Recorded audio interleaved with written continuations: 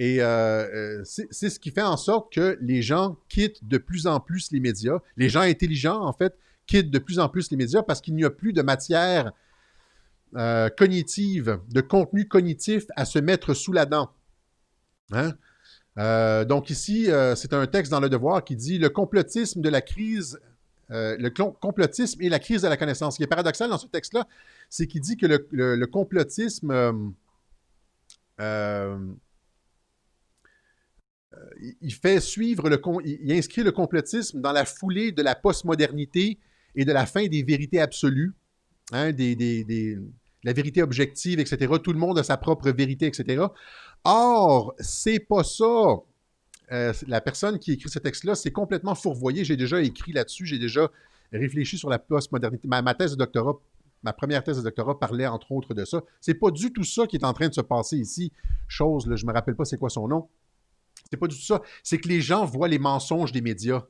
Et quand tu vois les mensonges des médias et les gouvernements, quand tu regardes les chiffres, par exemple en Suède, par rapport à ce qu'il y a ici, quand tu regardes différents faits qui ne sont pas rapportés par les médias, le fait que les médias taisent systématiquement certaines réalités, eh bien là, tu décroches. Et ça crée, oui, cependant, il a raison sur le fait que ça crée un clivage épistémologique, hein, un clivage de la connaissance. Il y a des gens qui s'abreuvent des médias, et il y a des gens qui, sur Internet, oui, il y a de tout sur Internet, il y a de tout aussi chez les médias. On raconte toutes sortes de niaiseries aussi chez les médias, dans les médias traditionnels. Mais sur Internet, il y a des gens qui, des professeurs d'université, des diplomates, il y a toutes sortes de choses sur Internet. Hein, il y a des chiffres, l'information circule librement sur Internet. Et les gens, mais de traiter tout le monde qui fait des recherches sur Internet, chiffres à l'appui, comme à Radio-Québec, de complotistes. Vous comprenez que c'est comme si on disait on n'est pas capable d'avoir de pensée. On n'a plus le droit d'être sceptique face à la version des journaux ou la version gouvernementale. Les journaux maintenant, avant, c'était leur job d'être sceptique face à la version gouvernementale. Or, ils ne font plus ça. Ils ont pris l'argent du gouvernement. Maintenant, ils ne font que recracher la politique gouvernementale. C'est une seule et même entité. Les médias et le gouvernement, c'est pratiquement juste une seule et même entité, comme en Union soviétique. Alors, c'est comme s'il disait que les gens qui ne croyaient pas la Pravda là, dans les années 80, vers la fin de l'URSS, étaient des complotistes. C'est le même genre de manipulation mentale. Si vous ne croyez pas la politique gouvernementale et ce que la Pravda vous dit en ex-URSS, là,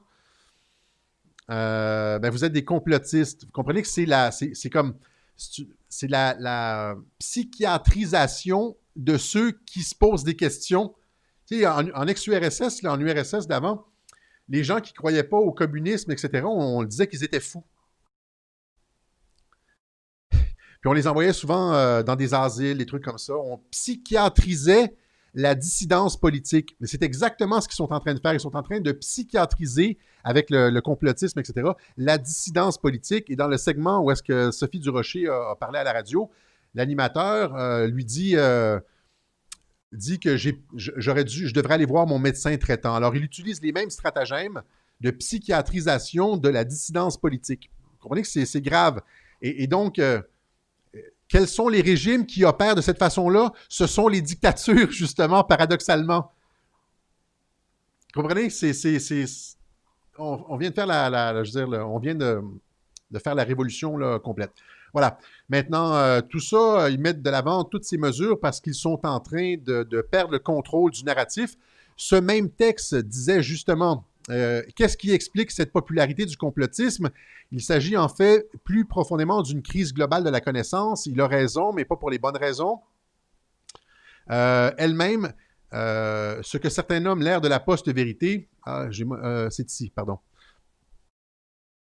Et il cite une étude, il dit, un sondage, l'étude révélait que plus du tiers de la population adhère à une forme de complotisme. Plus tôt en mai, une étude de l'université Carleton révélait également que 46% des Canadiens sondés souscrivaient à au moins une théorie du complot. Vous comprenez? À 35-40% de personnes qui commencent à pu croire le narratif gouvernemental, ben, ça commence à être une opposition. On commence à voir le jeu des médias et ça commence à être une opposition réelle. Surtout que maintenant, la peur du COVID est pas mal passée. Les gens commencent à réfléchir plus. Plus on avance dans le temps, plus les gens se posent des questions, plus ça devient difficile pour eux, plus ça joue en notre avantage, plus le narratif a de chances de s'effondrer. Et pas juste le narratif, parce que si le narratif s'effondre, c'est les médias qui s'effondrent, etc. Les médias, la confiance dans les médias, le gouvernement, c'est ce qu'ils vont faire avec le COVID, c'est qu'ils ont tellement étiré la sauce que c'est tout le système qui va s'effondrer d'un seul coup.